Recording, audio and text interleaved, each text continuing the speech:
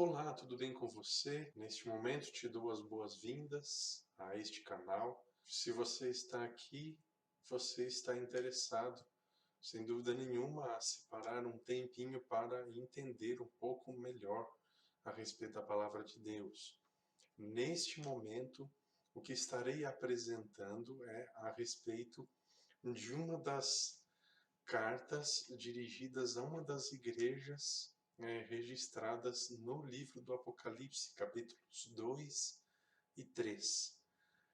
Nosso objetivo será procurar extrair as lições, em primeiro lugar, que estavam em forma de orientações, né?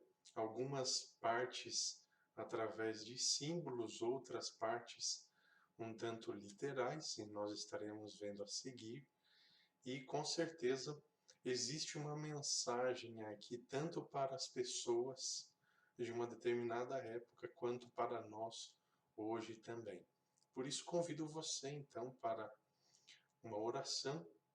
Antes gostaria de esclarecer que essa apresentação ela não será um estudo aprofundado, embora algumas partes também o serão. Se você deseja aprender um pouco mais sobre a estrutura, o que torna o livro do Apocalipse aquilo que é, eu vou deixar aqui na descrição desse vídeo, ou também aqui em cima, nessa parte do vídeo, um link. Então, se você clicar agora mesmo nesse link, você pode então acessar um outro vídeo desse canal, onde eu estarei apresentando algumas especificações, como se fosse uma ficha técnica, então, do livro do Apocalipse. Caso você deseje entender um pouco melhor o seu contexto histórico, literário, e também os sistemas de interpretação e o que significa isso, afinal de contas. Então, convido você para se juntar a mim nesse momento, a uma breve oração, considerando que eu estarei não aprofundando o assunto, mas procurando apresentar de uma forma mais prática possível, porém sem perder de vista as importantes lições que podemos aprender. Oremos, portanto. Obrigado, Senhor, porque Tua palavra nos aponta o caminho que devemos seguir. Esteja comigo e também com este querido amigo ou amiga que está assistindo a este vídeo nesse momento, em nome de Jesus. Amém. Muito bem, nós precisamos considerar, antes de continuarmos aqui, que existe algumas partes da estrutura do Apocalipse que nós não podemos deixar de considerar. É importante nós considerarmos que o Apocalipse foi escrito no ano 96 depois de Cristo, entre 95 e 96 depois de Cristo.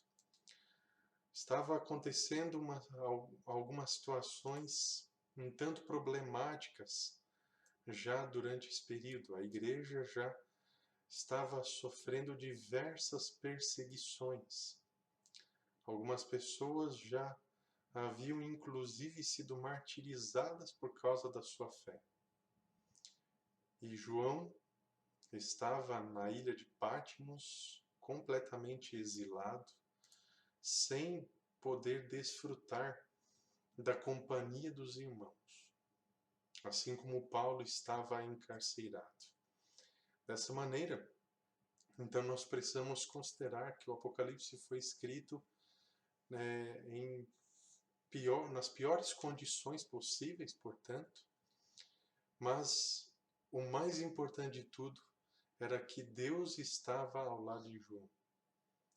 Ele chegou a ser inclusive lançado num caldeirão de óleo fervente, que era uma forma comum de torturar as vítimas, do sistema do Império Romano, daquele período, ao final do primeiro século, e inclusive uma prática que perdurou nos 2 séculos seguintes, que nós estaremos considerando aqui nesta apresentação, inclusive.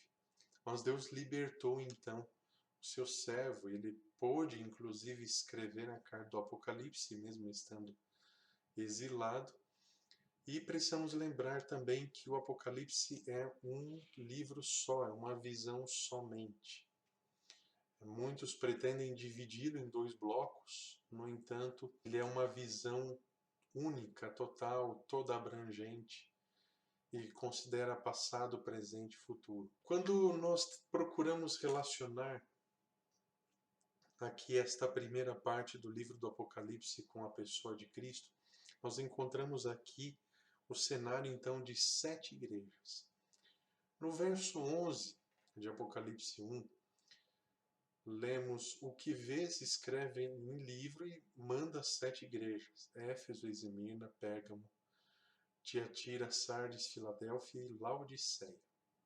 Então, a partir desse verso, nós podemos entender que o livro do Apocalipse ele se destinava a 7 igrejas. Então, esse livro-carta foi dedicado a 7 igrejas e seus remetentes eram o Pai, o Espírito Santo, bem como também Filho. Você pode conferir isso nos versos 4 e 5 do capítulo 1. Então, esse livro integralmente se destinava a essas 7 igrejas. Na conclusão do livro, no capítulo 22, verso 16, as igrejas voltam a ser mencionadas. Então, a carta original do Apocalipse, bem como também as suas cópias, haviam sido enviadas a essas igrejas. Isso não é apenas algo imaginado, presumido, mas é uma certeza. Afinal de contas, elas haviam sido endereçadas a elas. Provavelmente não puderam ser entregues já de uma forma imediata, no momento que foram escritas. Mas assim que possível, elas foram encaminhadas. Nós podemos perceber então que existe uma relação dessas 7 igrejas com a pessoa de Cristo. Ao mesmo tempo também, segundo a compreensão do livro, entendemos que estas 7 igrejas se referem a 7 períodos, por conta da linguagem utilizada e a referência às igrejas, tanto no início quanto no fim do livro. E nos trazem essa indicação de que esse conjunto, portanto, de 7, transcende o próprio período, o próprio tempo especificado, né, do primeiro século depois de Cristo. Então, as orientações, as mensagens, elas estão muito além, portanto, ao período das congregações que estavam ali na Ásia Menor, atualmente a Turquia. Ainda mais considerando que o número 7 simboliza plenitude, perfeição, universalidade e também completude. O Apocalipse ele trata da história cristã, portanto, em primeiro lugar, iniciada com Jesus, e isso significa que a história será encerrada por ele. Além disso, Jesus estava ali, de acordo com a visão do capítulo 1 do Apocalipse, em torno de 7 candeeiros. Esses 7 candeeiros, de acordo com o próprio capítulo, são os 7 espíritos. Eles representam, portanto, a ação universal do Espírito. Se você se lembrar bem, no antigo santuário terrestre havia um candelabro feito de ouro com 7 lâmpadas. Então era como se fosse um castiçal, e desse castiçal pendiam então 7 lâmpadas, como se fossem 7 braços, né? E era depositado óleo, e esse óleo então gerava a luz, né, que iluminava o ambiente ali. Então, dessa forma, é uma representação da ação universal do Espírito Santo, né? E ao mesmo tempo uma evidência de sua própria divindade, de que ele tem todas as características de um ser divino. E você tem aí, inclusive, as passagens bíblicas, capítulo 3, 1, 4, verso 5 e 5, verso 6. Então, as 7 igrejas, elas representam a universalidade da igreja, tanto no espaço geográfico, como também em relação ao tempo. Ou seja, elas chegam a encostar no limiar da eternidade, ou no início da eternidade. As 7 igrejas, elas se encontravam numa sequência definida por uma estrada que foi construída durante o Império Romano. Inclusive, as estradas, durante aquele período, são consideradas uma inovação idealizada por esse império. Isso pode nos trazer aí a compreensão de que existe, portanto, uma sequência lógica. Então, conforme você pode ver aí na sua tela, Patmos era uma ilha localizada ali junto ao mar Egeu. Era uma prisão de segurança máxima. Então, a partir dessa ilha, era possível ver ali ao horizonte, né, toda a entrada do continente. Então, dava para ter um panorama horizontal dessa região aí. E, embora não exista assim uma referência ao curso da história ali durante à medida que você vai lendo o conteúdo das 7 cartas, você não percebe necessariamente uma referência assim tão explícita com relação ao tempo, com relação a cada um dos períodos da história. Mas isso está nas entrelinhas de toda maneira. Se tivesse sido explícita, talvez não teria, em primeiro lugar, tido tanta importância para as igrejas naquela época, muito menos, talvez o conteúdo do livro integralmente não tivesse chegado às pessoas, né, que eram os destinatários da carta. Então as palavras foram colocadas de tal maneira que faziam sentido para os cristãos daquela época, assim como nas eras subsequentes, ou seja, até os nossos dias, oculto através de símbolos, né? Ou seja, algumas partes que eram referentes ao Império Romano não ficaram claras para eles, dessa forma, então, para os pagãos, podemos dizer assim, isso não teria nenhum sentido, né? Então, deixaram passar como se fosse um conteúdo qualquer, um conto, ou mesmo algo inventado, como se fosse uma ficção. Em relação à simbologia das 7 igrejas, como os 7 períodos da história eclesiástica ou da igreja, Ellen White foi contundente. E em Atos dos Apóstolos, que foi um de seus livros, página 585, ela escreveu que os nomes das 7 igrejas são símbolos da igreja em diferentes períodos da era cristã. Então ela já tinha essa compreensão. O número 7 indica plenitude, ela continua escrevendo, e simboliza o fato de que as mensagens se estendem até o fim do tempo, enquanto os símbolos usados revelam o estado da igreja nos diversos períodos da história do mundo. Portanto, você percebe que existe aqui então uma ligação com Cristo e o seu relacionamento então com o seu povo ao longo da história. Por mais que as cartas nas igrejas estejam ali a partir do capítulo 2, a visão em si inicia no verso 9, a partir do momento que João vê Cristo glorificado. Então, antes de nós olharmos para as igrejas, o Apocalipse nos proporciona uma visão de Cristo. Mas ele está ao redor ou entre as igrejas, né? Ele está junto às igrejas. E isso nos ensina uma lição muito importante, porque independentemente da época, né, que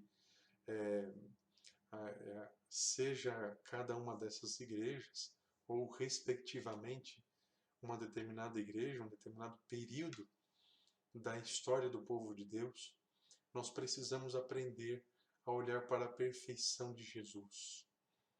Então, antes de olharmos para as imperfeições da igreja, antes de nos demorarmos em relação às lutas que a igreja enfrenta, nós precisamos olhar para a perfeição e também para os sofrimentos que Jesus teve. Antes de, num outro quadro, numa outra perspectiva, exaltar quaisquer sucessos ou propriedades, riquezas, ou até luxos que a igreja possa ter, precisamos lembrar que elas não passam de lixo ou pobreza perto da justiça de Cristo, que é, sem dúvida nenhuma, o elemento mais importante. A nossa fé é fortalecida quando nós enfrentamos as lutas espirituais, e isso nos ajuda a ter mais confiança nos momentos difíceis. Cada uma das cartas às igrejas tem a seguinte composição. Temos o destinatário, ao anjo da igreja em o nome da cidade, escreve. Segundo ponto, estas coisas diz, e em seguida, após esta expressão-chave, utiliza-se então uma expressão para se referir ao próprio Jesus Cristo. Então, estas coisas diz, como no caso aqui da igreja de Esmirna, aquele que esteve morto tornou a viver, o primeiro e o último.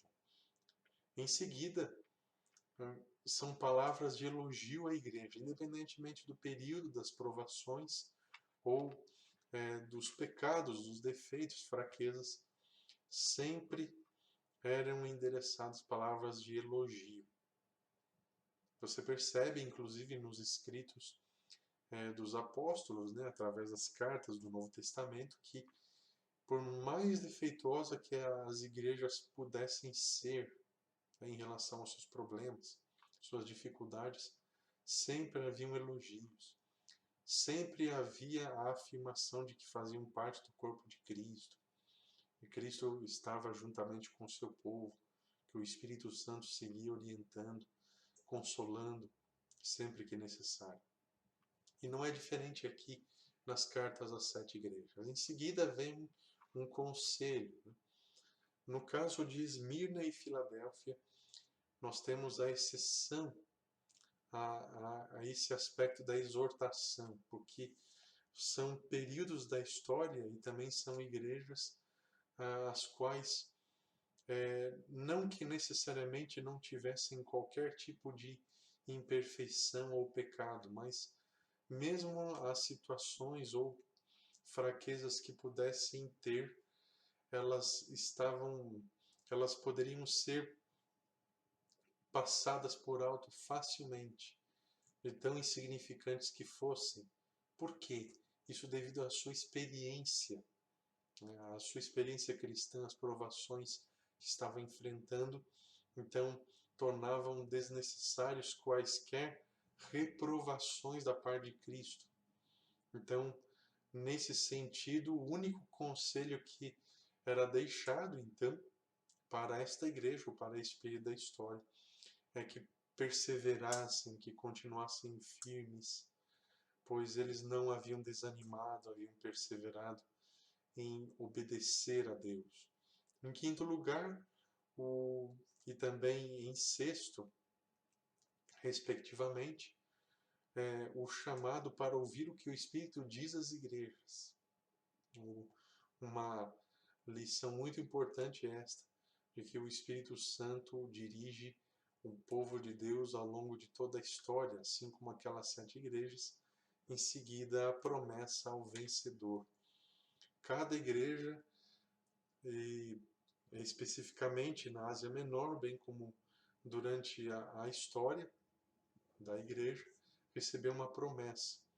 E também se entende que cada uma dessas promessas se aplicam, então, aos vencedores todas as épocas. Existe, então, aqui nesta composição, nessa estrutura sequencial, alguns aspectos que são literais, outros são de caráter mais simbólicos. E cabe a nós, então, portanto, prestar atenção ao texto para observarmos as suas indicações e entendemos então especialmente o que é literal, o que é simbólico. Um dos aspectos mais marcantes das cartas é a forma personalizada como Jesus se apresenta para cada igreja. Então, para cada uma das igrejas, nós percebemos que ele conhecia, né, a sua experiência. Em relação à igreja de Esmirna, por exemplo, ele se apresenta como aquele que esteve morto e tornou a viver.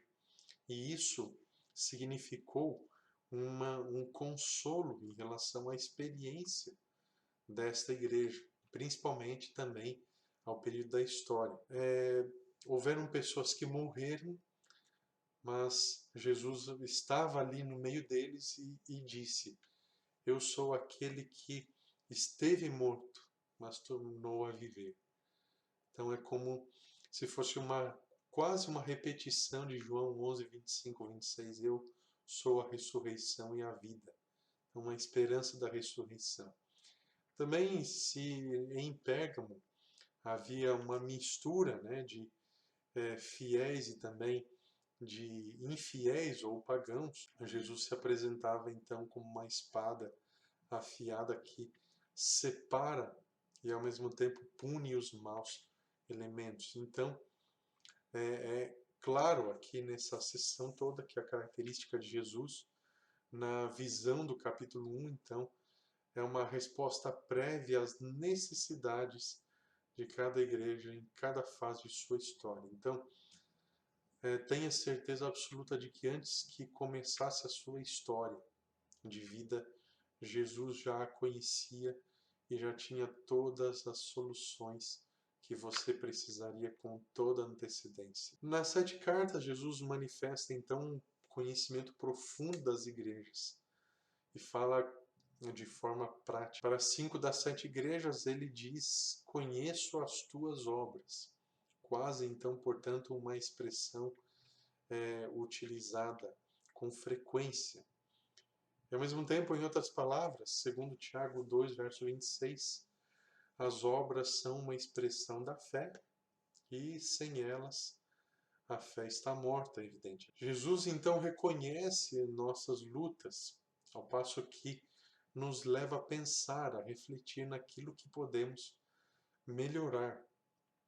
E faz isso porque tem certeza que com o seu auxílio, através do Espírito Santo, nós podemos crescer em santificação. Então ele repreende, mas ele faz isso e deixa claro porque nos ama. Então, conforme afirma abertamente então na carta à Laodiceia em Apocalipse 3, verso 19. Ok? Aí está 9.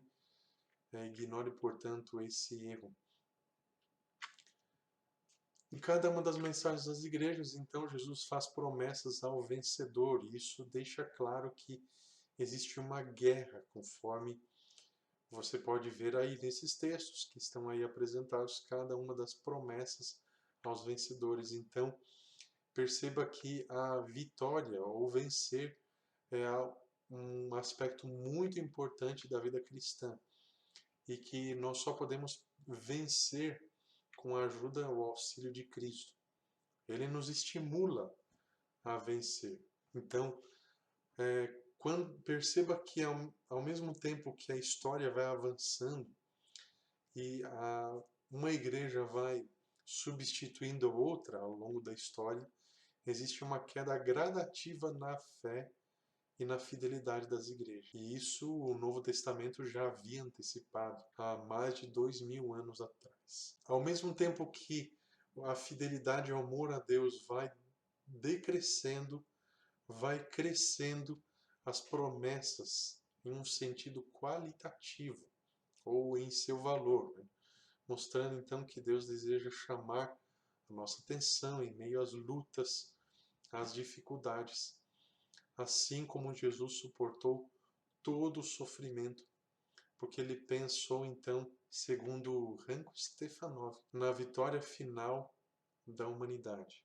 Ele estava pensando nisso. Então, somente através de Cristo podemos conseguir a vitória final. Apocalipse 2, 8 a 11 apresenta então A segunda carta é dirigida à igreja de Esmirna, e essa era uma igreja que existia de fato. Foi uma igreja perseguida, permaneceu firme.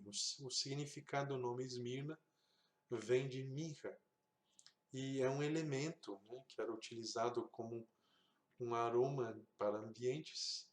Era um cheiro, proporcionava então um, um cheiro bem adocicado, né? Se você conhece então a mirra, você pode entender isso. E fora a igreja literal que existia ali na região da Ásia Menor, então essa segunda carta abrange um período da história do ano 100 até 313 depois de Cristo. A cidade estava localizada a 35 milhas ao norte de Éfeso, né, seguindo-se aquela trajetória da estrada construída durante o Império Romano, então de Éfeso a Esmirna. Então já era a primeira parte dessa estrada.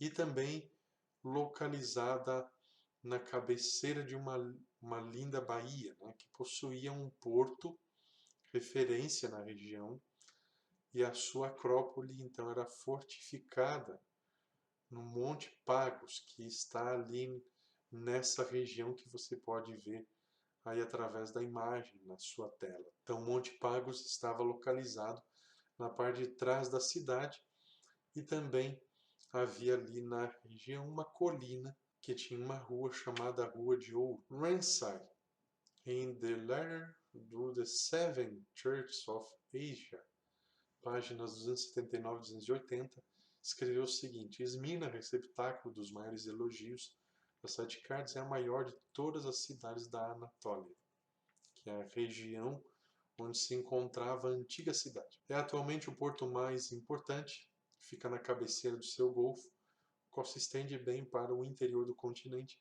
e que continuará sempre o maior porto de todo o país.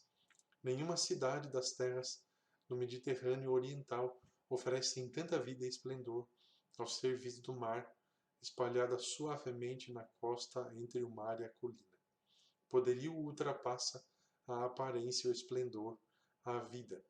Tais são os característicos da carta e da cidade. A história antiga conta que, antes de ser considerada uma cidade, era então uma colônia grega, e provavelmente tenha sido fundada a cerca do ano 100, perdão, e provavelmente deve ter sido fundada em cerca de 1000 antes de Cristo. Para te situar um pouco melhor, esta foi aí a época dos reis Davi e Salomão. Então já existiam os povos gregos, não era um grande império mundial da época, mas já existia então esses povos. E ela passou por alguns altos e baixos, como você pode ver a seguir. No ano 600 a.C., ela foi destruída por Aliate da Lídia e foi então considerada desaparecida por alguns séculos. Em 330, ela foi fundada ou refundada, né, novamente após as conquistas de Alexandre. Foi chamada de Nova Esmirna. 30 anos depois, Lisímaco, um dos generais de Alexandre, planeja fazer de Esmirna um grande centro comercial. E há cerca de um pouco mais de 150 anos depois, em 195, inicia então o culto do poder de Roma. Então a Grécia já não era mais o Império Mundial, e Roma então já havia começado a sua grande estruturação. Em 168, Anno Domini, ou depois de Cristo, portanto, ela foi destruída por um grande terremoto e foi reconstruída por um cidadão chamado Marco Aurélio. Ela era desde então devastada por vários terremotos, mas por conta aí do seu grande poder econômico, né, ela teve sempre uma capacidade de recuperação. No ano 1402, portanto, vários séculos depois, ainda durante a Idade Média, foi tomada por Tamerlão, e seus habitantes foram todos mortos, talvez poucos sobreviventes. Quase 20 anos depois, ela foi capturada pelos turcos, um reino bárbaro, né? E mais uma vez foi morta a maior parte da população cristã dessa vez. Cerca de pouco mais de 200 anos depois, 1688, aconteceu um novo terremoto, ao ponto de que a terra chegou a se abrir e 5.000 pessoas foram tragadas aí por essa abertura. Em 1758, a cidade foi despovoada por uma praga. Aconteceu uma doença muito complexa. E em 1923, ela foi novamente capturada pelos turcos e aconteceu uma nova chacina, então, de seus habitantes. Atualmente, a cidade é considerada um destaque na região da Turquia. A sua população em 1929, ou seja, em 6 anos, portanto, após a última tomada pelos turcos, né, e a morte aí de muitas pessoas, já havia 375.000 habitantes. Conta com um grande porto marítimo e um terminal de estrada de ferro. Perceba que as estradas de ferro foram responsáveis então pela prosperidade de muitos países ao redor do mundo. E é a única das 7 cidades que detém ainda os sinais da sua grandeza aí do passado. É possível, em relação à igreja cristã nessa cidade, que a igreja tenha sido fundada por Paulo. Durante uma de suas viagens missionárias, deve ter sido visitada por ele. E também em relação ao seu aspecto religioso, a igreja, não a cidade, era pobre, mas ao mesmo tempo ativa no trabalho. Perceba que existe aí uma certa compensação. Sofreu muita perseguição de judeus, romanos, turcos, como vimos em seu histórico. Nessa cidade, então, no ano 668, Policarpo foi martirizado num dia de sábado. Numa outra ocasião, também foram mortos 1.500 cristãos e numa outra oportunidade ainda, mais 800. Então perceba que é uma cidade que registra muitas perseguições, mas Deus preservou o cristianismo nessa localidade. Ele continua vivo e ativo em nossos dias. Metade da sua população na atualidade é cristã, aproximadamente metade. Inclusive várias denominações têm aí a sede de suas corporações missionárias e também possuem muitas escolas cristãs. Precisamos considerar aqui também que o autor da carta dirigida a Esmirna, que ele se descreveu aqui como o primeiro e o último, aquele que foi morto mas vive. Então são expressões que se referem à pessoa de Cristo. Ele faz elogios a Esmirna. Não há nenhuma crítica nesta carta aqui. Então no verso 9 ele destaca tanto suas obras quanto sua tribulação. O período da igreja de Esmirna foi, portanto, um período de perseguição e martírio. Então, a igreja estava ainda em desenvolvimento, estava crescendo, mas ao mesmo tempo era odiada e todo aquele que era identificado como cristão era perseguido e morto. Antes disso, eram também acusados de todo tipo de calamidades e, ao mesmo tempo, o Império Romano que se opunha então aos cristãos, porque os consideravam como grandes inimigos e eram considerados então inimigos do Estado. Por esse motivo, instituíram perseguições. Dessa forma, os cristãos sofriam todo tipo de situação, como fazer parte então da diversão das pessoas em geral. Então aconteciam grandes cenas nas arenas, na arena e no anfiteatro. Dessa forma, os cristãos eram queimados, atirados às feras, mortos à espada ou também atirados para dentro de caldeirões de óleo fervendo, como aconteceu com o apóstolo João. Além disso, Poucos foram então os imperadores e políticos que tinham grande poderio nas mãos que não se envolveram então em perseguições aos cristãos. Podemos destacar 10 aqui dentre eles. No caso de Trajano, no tempo dele houveram muitos mártires, como você pode perceber aí, Simeão, bispo de Jerusalém, e Inácio de Antioquia também emitiu um edito que declarava que perseverar no cristianismo era uma ofensa digna de morte. Também temos Adriano, que também estimulou bastante os jogos de espetáculos para que os cristãos fossem mortos. Isso divertia as pessoas. E também destacou um ponto em lei que se tornou importante, que os cristãos deveriam ser interrogados, então, para que se ouvissem a sua convicção antes que fossem mortos. Antônio também passou a atribuir aí aos cristãos a responsabilidade de um terremoto na Ásia Menor. Então perceba que não é novidade, né? Ao longo da história, os cristãos sempre receberam então a paga e a culpa de qualquer tipo de desastre, né, que pudesse acontecer. Marco Aurélio, o seu período de governança se caracterizou como um dos mais terríveis períodos de perseguição.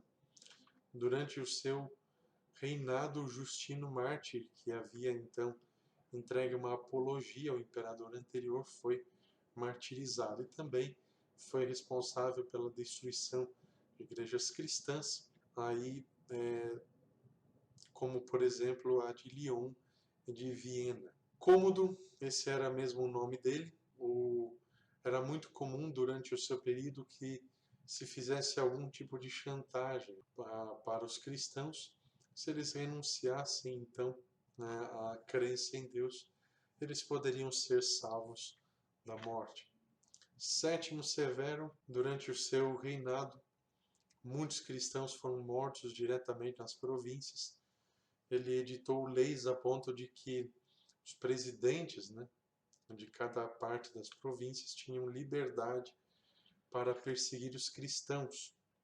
E, ao mesmo tempo, editou também uma lei contra a propagação do cristianismo, talvez uma forma aí de evitar que, mesmo sob perseguição, testemunho de mártires, que o cristianismo se alastrasse ainda mais. Alexandre Severo estimulava continuamente a tortura aos cristãos, e durante esse período houveram opiniões a respeito de que o cristianismo poderia merecer algum tipo de tolerância. Isso com certeza então causou certa divisão, mas ainda assim havia tortura, havia perseguição. Maximiano praticou diversas atrocidades contra os cristãos e ao mesmo tempo incitava os magistrados e a população a atacá-los. Trajano, ele publicou leis terríveis contra os cristãos, determinou que seus governadores estavam encarregados de extirpar da face da terra o cristianismo e provavelmente devido à intensidade da violência, talvez, muitos cristãos foram mortos. Isso caracterizou, portanto, a pior perseguição durante esse período. Constâncio determinou aí a continuidade da perseguição e durante o seu período os cristãos continuaram sendo acusados a respeito das calamidades e das doenças que apareciam em diversos lugares. Aureliano também continuou a perseguição em forma de lei, publicando então editos contra os cristãos. Talvez durante o período de Diocleciano, que é o último mais destacado dentre 10 imperadores romanos, ocasionou então a perseguição mais implacável, né, contra os cristãos. E após então 2 dinastias, após Diocleciano, surge então Constantino, que por sua conversão anteriormente era um destacado adorador, então, dos deuses da mitologia, mas ele, posteriormente, segundo a tradição, após uma batalha que obteve uma vitória, né, ele converteu-se ao cristianismo. Então a tradição conta que antes dessa batalha, que ocorreu na Ponte Milvia, em 28 de outubro de 312, ele teria tido um sonho que mais tarde ele atribuiu ao Deus cristão. Segundo a tradição, ele teria visto uma cruz e que nela estava escrito em latim In hoc signo vinces, que foi traduzido do grego en toto nica, e que significa com este sinal vencerás. Então é uma tradição, não há absoluta certeza então de que as coisas tenham acontecido dessa maneira. A igreja de Esmirna, segundo o verso 9 de Apocalipse 2, era pobre, mas verdadeiramente rica. Devemos notar que a palavra de Deus enfatiza que a vida espiritual é mais importante do que qualquer coisa material. Então, temos inclusive em Mateus 6, 19, 20, a importância de nós juntarmos tesouros no céu. Uma figura de linguagem que apresenta então a importância, né, de nós valorizarmos a crença em Deus, valorizarmos as promessas que Jesus fez para a humanidade em relação à vida eterna que estão apresentadas na Bíblia. Ainda no verso 9 é apresentada então aí a sinagoga de Satanás. Você tem aí duas traduções. A primeira de Mofá. Sei como foste caluniada por aqueles que se intitulavam judeus. Nem judeus são eles, mas simplesmente uma sinagoga de Satanás. 20th Century New Testament.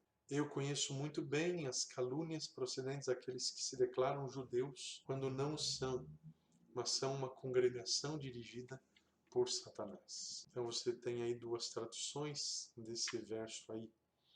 Então você percebe que o povo da igreja de Esmirna, tanto na Ásia Menor quanto entre 100 a 313, enfrentava caluniadores, enfrentava críticos que ao mesmo tempo procuravam ostentar uma vida religiosa, sendo que ao mesmo tempo eram influenciados por Satanás. Então eles tinham pretensões blasfemas, né, por serem religiosos professos. No verso 10, nós temos um conselho e uma admoestação, uma orientação específica. Tradução de que nós lemos: não temas os sofrimentos que terás de suportar. Logo o diabo lançará alguns de vós na prisão, para provar ali a vossa fé, e por 10 dias estareis em dolorosa desgraça. E conservai comigo a fé até a morte, e vos coroarei com vida. Com respeito a essa expressão 10 dias, existem pelo menos duas interpretações, né? A primeira delas é que esses 10 dias poderiam se referir então aos 10 imperadores romanos que nós consideramos antes aqui neste estudo. A outra interpretação é que esses 10 dias, cada um deles representa um ano. Então, seria um período específico de 10 anos, e esse período ele seria marcado pela mais dura e avassaladora perseguição desse período da igreja cristã. Particularmente, no Adventista do Sétimo Dia, entendemos que a segunda interpretação que eu apresentei é a mais provável, é a que mais se encaixa, então, nessa descrição. Então você percebe então que certas características como provação e sofrimento acompanham a história da igreja. Inclusive, o Novo Testamento destaca que todo aquele que deseja seguir a Cristo Jesus padecerá então por perseguições. Então você tem aí entre os anos 3 a 313 depois de Cristo as duas leis. A primeira em 313, o edito de Diocleciano, que intensificou de forma quase sobrenatural a perseguição, e o Edito de Milão de Constantino em 313, que finalizou toda essa história de perseguição e começou a perseguir, então, a igreja de uma outra maneira. Se através da perseguição em si, da morte, a igreja não deixa de existir, ela cresce ainda mais, então talvez de uma outra forma, né? Conforme é o contexto aí, a partir, no caso do verso 12, até o verso 17 do Apocalipse, a perseguição assumiu uma outra face, uma outra roupa. O objetivo de Deus na prova e na aflição é deixado bem claro por Ellen White em Testemunhos Seletos, volume 3, página 392. Ele permite que aflição alguma sobrevenha à igreja, senão unicamente a que é necessária para a sua purificação, seu bem presente e eterno. Então ela utiliza aqui em seguida como ilustração para purificar a igreja, assim como ele fez, de acordo com João capítulo 2, o Evangelho no caso, assim como ele purificou o templo lá, expulsando os comerciantes e os vendedores. Dessa forma, através dessa purificação por meio do sofrimento, ele vai adquirir então mais profunda piedade e força para então comunicar a mensagem do advento, da ressurreição a todo mundo. Ela também apresentou a ineficácia dos esforços de Satanás para fazer parar a obra de Deus através da perseguição. Então, nulos foram os esforços de Satanás para destruir pela violência a Igreja de Cristo.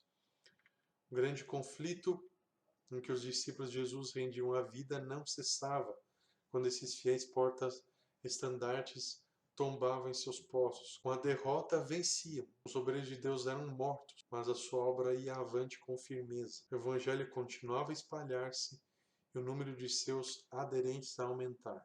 Então, penetrou em regiões que eram inacessíveis, mesmo as águias romanas. Milhares eram aprisionados e mortos, mas outros surgiam para ocupar as vagas.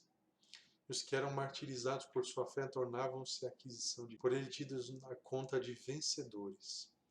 Haviam pelejado o bom combate, deveriam receber a coroa de glória quando Cristo viesse. Os sofrimentos que suportavam levavam os cristãos mais perto uns dos outros e de seu Redentor. Seu exemplo em vida, seu testemunho ao morrerem, era constante atestado à verdade. E onde menos se esperava, os súditos de Satanás estavam deixando o seu serviço e alistando-se sob a bandeira de Cristo.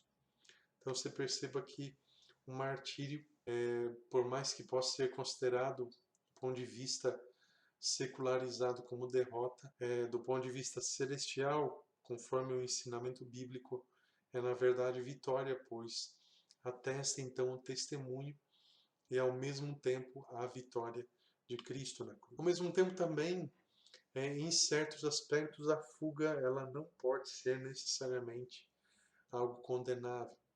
A partir do momento que uma certa localidade, o evangelho possa ser rejeitado, a partir do momento que todas as pessoas de uma determinada localidade entenderam os dois lados dessa batalha chamada de um grande conflito e as decisões que precisam ser tomadas, as implicações dessas decisões, a partir do momento que acontece uma rejeição sumária, ou seja, generalizada, existe então também a necessidade de se retirar, de dar um passo atrás.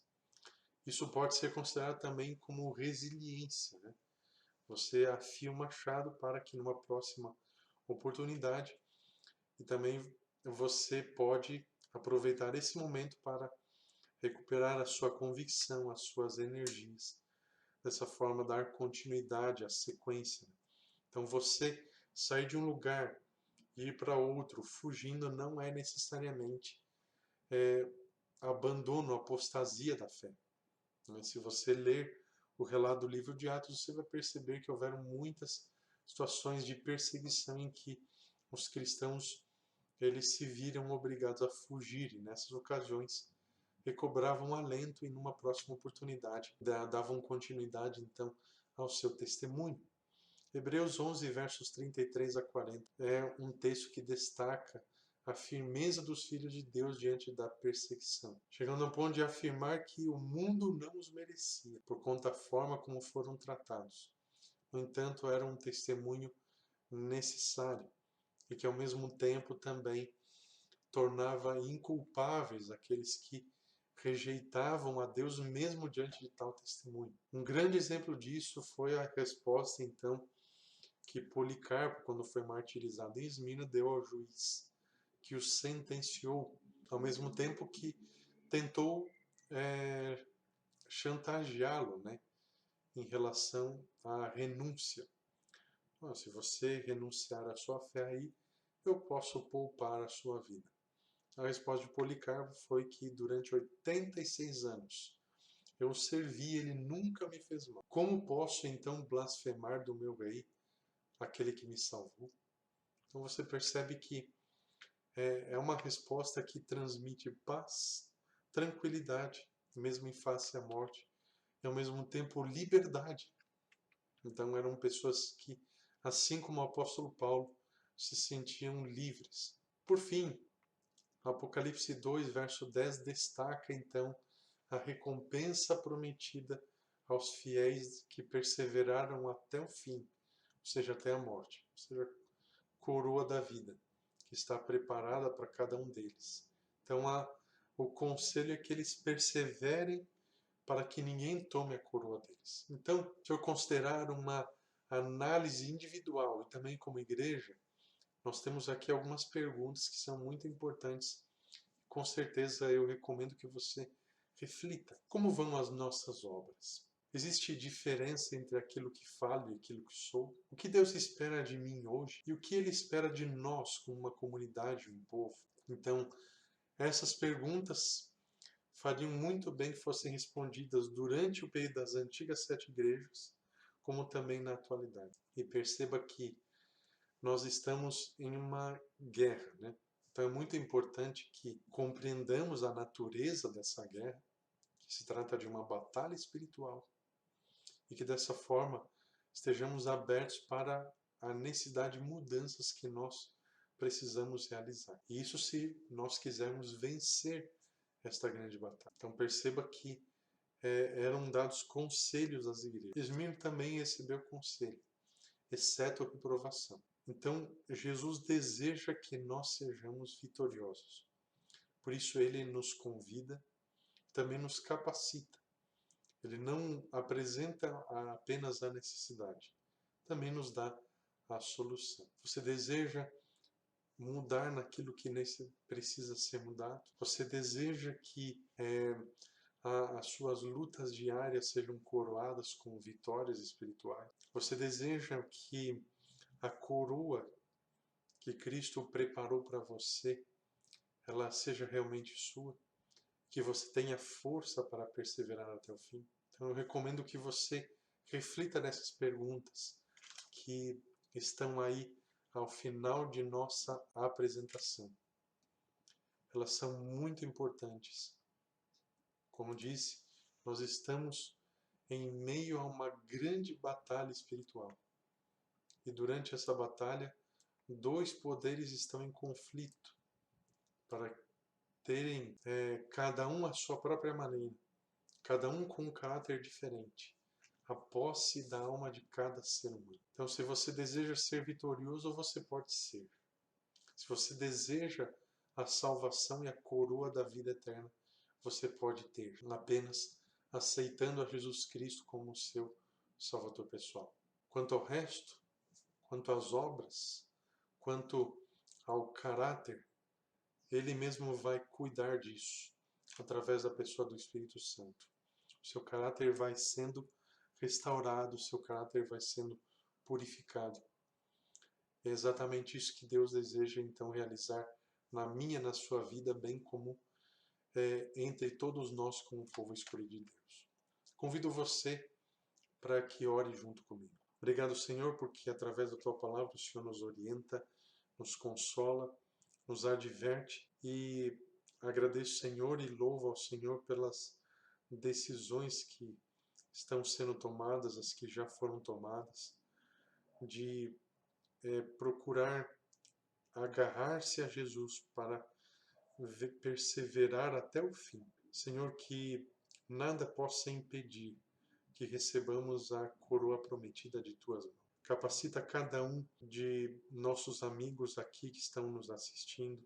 Capacita, Senhor, a esta pessoa que está me ouvindo neste momento e que está enfrentando lutas e dificuldades, que muitas vezes passa por situações difíceis, que não sabe o que fazer em muitos momentos. Que o Senhor esteja com ela nesse momento, ajudando a atravessar esses momentos de lutas. Que o Senhor possa proporcionar a vitória, aqui nesse mundo e também para a vida eterna. Eu te peço isso em nome do Senhor Jesus. Amém. Se você acha relevante o conteúdo deste canal e deseja contribuir com ele, sugiro então que você se inscreva para que você receba então os conteúdos futuros. E deixo aqui o meu abraço e até o próximo vídeo.